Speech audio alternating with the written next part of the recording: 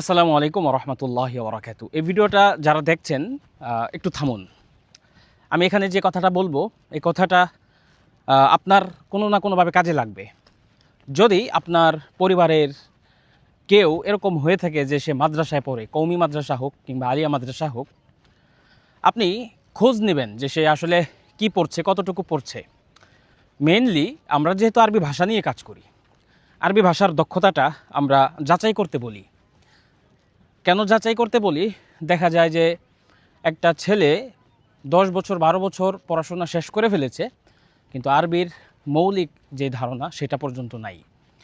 কোনো রকম বছর শেষ করছে, বাসায় আসছে যাচ্ছে, আবার নতুন বছরে ভর্তি হচ্ছে, এভাবেই তার জীবনটা চলে যাচ্ছে।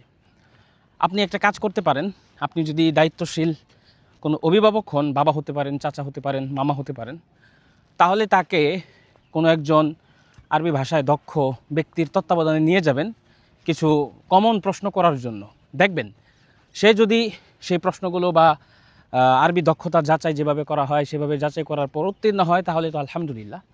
অন্যথায় যদি এরকম হয় যে তার আরবি ভাষায় একদম যা তা অবস্থা, যেটা অধিকাংশই হয়ে থাকে, তাহলে এখনই সতর্ক হতে হবে। কেননা আরবি ভাষায় অদক্ষতা নিয়ে বের হওয়া, বড় হওয়া কোনো ব্যক্তি খুব বেশি দূর এই লাইনে আগানো যাবে না।